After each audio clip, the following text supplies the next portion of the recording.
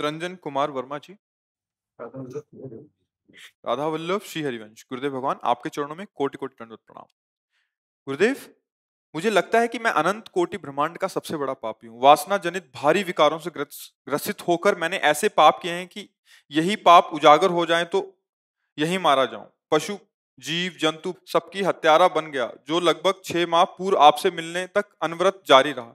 गुरुदेव भगवान, आपके 3 वाक्यों से मैं बरबस आपके पास खिंचा है। अबलो नसानी अबला न सही हो, अहम तो आम सर पापे, वो वाला। और अगर वकील अच्छा हो तो केस जीत जाएंगे। और इनका आगे प्रश्न है कि गृहस्थ धर्म में होने की वजह से अनेक पारिवारिक कार्यों में पारिवारिक जनों का आना जाना लगा रहता है। गुरुदेव भगवान, कलयुग की महिमा से सभी संबंधी मांसाहारी, लहसुन प्याज और मदिरा सेवन करने वाले हैं। हमें उनसे कैसा व्यवहार करना चाहिए और क्या ऐसा परिजनों के घर जलपान आदि करना उचित है? हाँ, समस्या तो भक्ति में है ही। क्योंकि अगर हमारा खान पान ठीक नहीं है, हमारा संग ठीक नहीं, हमारे आचरण ठीक नहीं, फिर भक्ति किससे करेंगे? आहार मन पर प्रभाव डालता है, संग बुद्धि पर प्रभाव डालता है, आचरण पूरे जीवन पर प्रभाव डालता है। चलो, बड़ा मंगल हुआ कि आपको अपने आचरणों का पश्चाताप है कि आपने जो अशुभ आचरण किए। तो भगवान बड़े कृपालु हैं। अगर हम सच्चाई से भगवान की शरण में हों, तो जैसे पिता अपने पुत्र के अपराधों को भुलाकर उसको सुख प्रदान करना चाहता है, उसकी उन्नति चाहता है, ऐसे ही भगवान का स्वभाव है।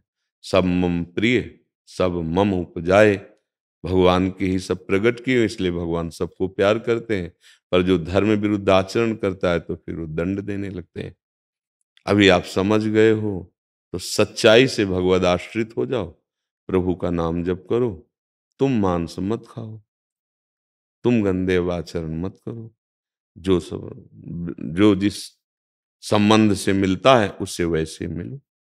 वो उसका स्वभाव है, वो उसका आचरण है।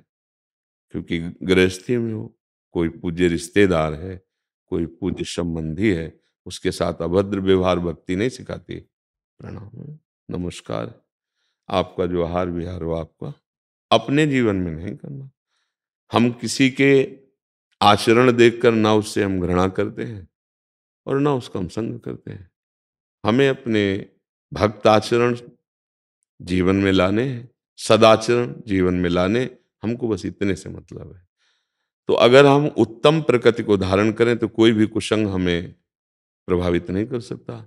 जो रहीम उत्तम प्रकृति का कर शकत कुसंग, चंदन विष व्यापत नहीं लपटे रहे तो भुजंग।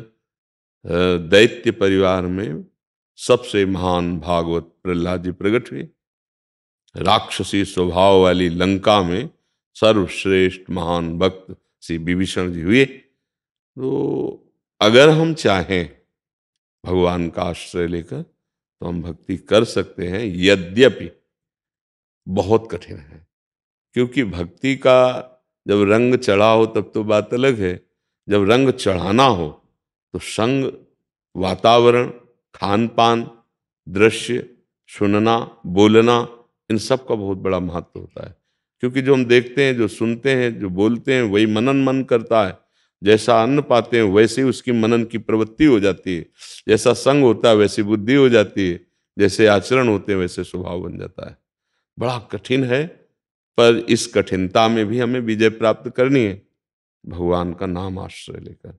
यदि आप जो नाम प्रिय हो, या राधा राधा राधा राधा राधा राधा, अपना खान पान सात्विक, सबकी सेवा, जो आया हुआ है, या माता पिता परिवार के जन, किसी को कोई हिंसादि वृत्तियों के द्वारा कष्ट देकर कभी सुखी नहीं हो सकता। धर्म पूर्वक अपने अधिकारानुसार राष्ट्र रक्षा के लिए करना वो भगवद आदेश है।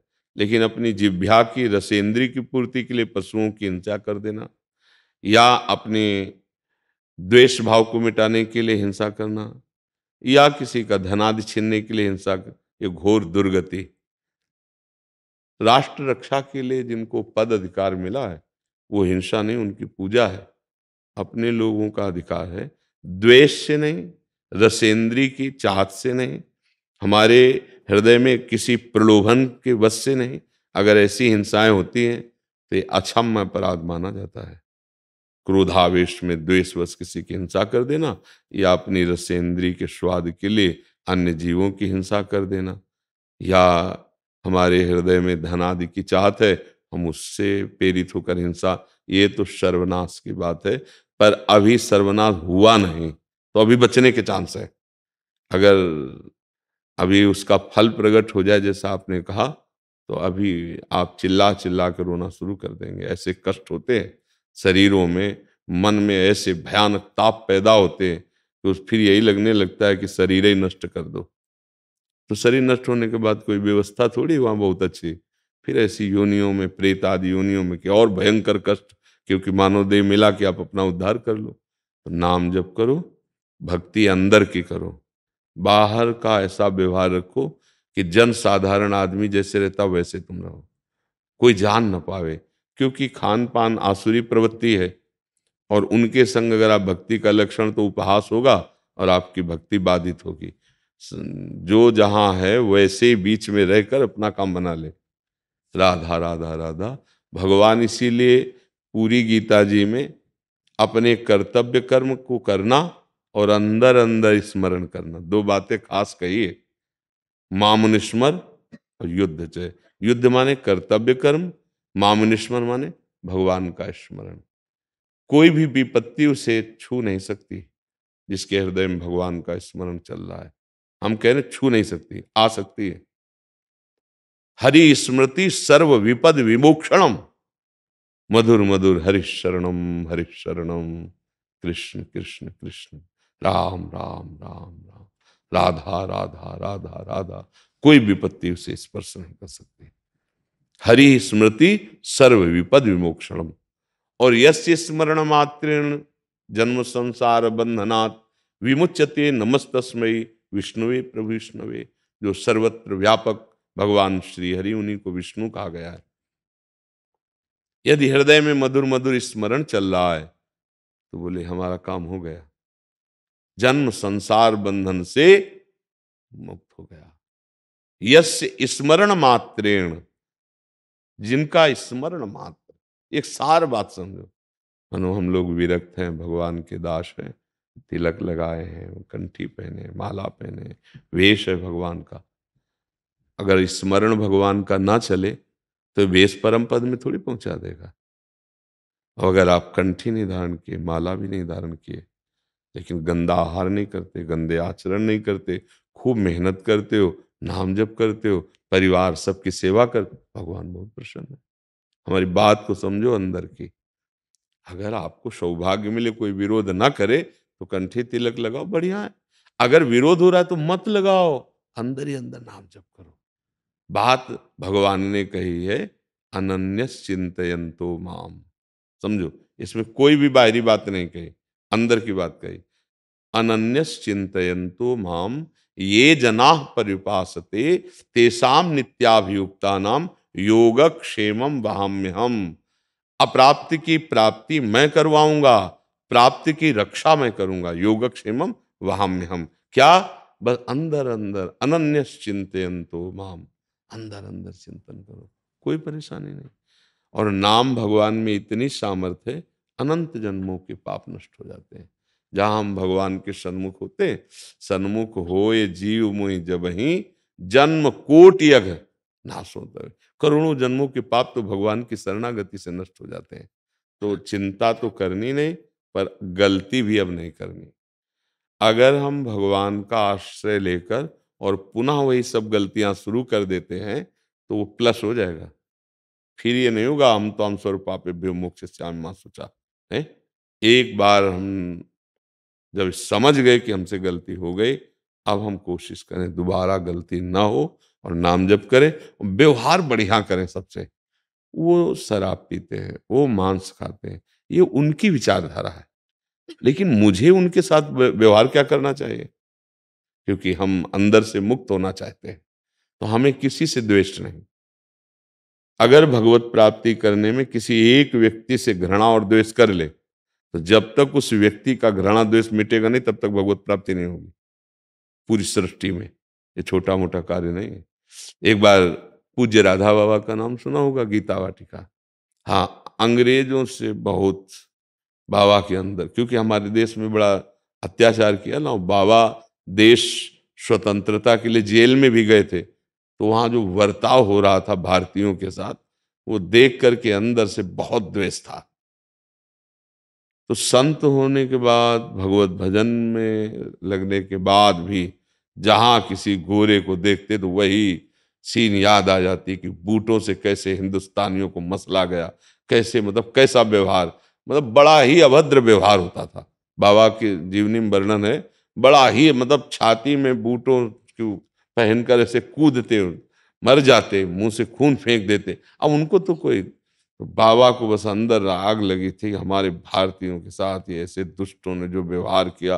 तो संत बनने के बाद भी जहां कोई ऐसा दिखाई देता तो देखते ही अब बाबा को लगा ये हटना चाहिए, ये नहीं हटेगा तो भगवत, ये पक्का सिद्धांत है, अजात शत्रु हुए बिना भगवत प्राप्ति नहीं होती। पूरी सृष्टि में किसी से भी कोई वैर नहीं होना चाहिए। हाँ, निरपेक्षम मुनिम शांतम निर्वैरम समदर्शनम, निर्वैर स्थिति। तुमसे कोई द्रोह करे बात अलग, लेकिन तुम्हारा किसी से अंदर से द्रोह नहीं होना चाहिए। अब ऐसा नहीं कि कोई शराब पी रहा, मांस खा रहा, उसके पास बैठ जाएंगे, उससे नहीं, हमें घृणा भी नहीं। आपका अपना स्वभाव, आप अपना बर्ताव कीजिए। हम वैसे, जैसे हमें बाजार से सामान लानी हो और वहाँ ये मांस आदि की दुकानें हो तो हम बंद करवा के थोड़ी जाएंगे, वो अपना खुली है, हम अपनी श्री जी की सेवा की सामग्री लेने जा रहे हैं। तो पूज्य राधा बाबा ने इस भाव को हटाने के लिए फिर उन लोगों के बीच में बैठना शुरू किया जो आकर के दान पुण्य जैसे करते थे। तो एक अंग्रेज आया भगवान की प्रेरणा से, बाबा खोपड़ी घुटाए हुए सन्यासी जैसे ना थूक दिया, ऐसे चट से मारा। बाबा ने देखा, कहा हे, क्योंकि वो द्वेष है ना, और भगवान वही हटाला जाए, हे गोरे भगवान, अब तुम द्वेष नहीं कर सकते, आप द्वेष नहीं पैदा कर सकते। बस बाबा की जो ऊंचाई साधना हुई, अर्थात कहीं भी द्वेष है तो फिर भगवत प्राप्ति। देखो, पीछे हमने एक बार एकांतिक में सुना था, लाला बाबू बहुत बड़े धनी थे और वो संत वेश में जब हुए, अपने गुरुजी से कहते मुझे विरक्त भेष दे दो। वो कहते नहीं लाला बाबू, अभी नहीं देंगे, क्योंकि उनका रंगनाथ जी के सेठ जो थे उनसे द्वेष था।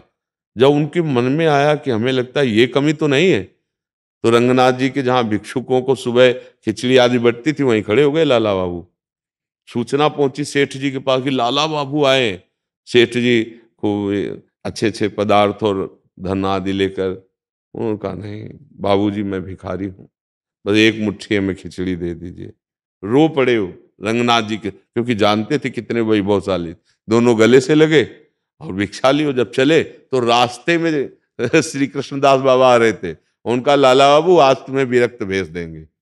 मतलब किसी से भी द्वेष तो भगवत प्रा, तो बच्चा द्वेष करना नहीं, घृणा करनी नहीं, हमें अपने स्वभाव में रहना, भक्ति को बाहर हमें आडंबर बनाना नहीं, अंदर से नाम जप करते हुए चलना है। क्योंकि गृहस्थी में हो, विरोधी भाव है, आप ऐसा करोगे तो विक्षेप को प्राप्त हो जाओगे, क्योंकि अभी कोई स्थिति तो है नहीं। समझ रहे? बढ़िया ना?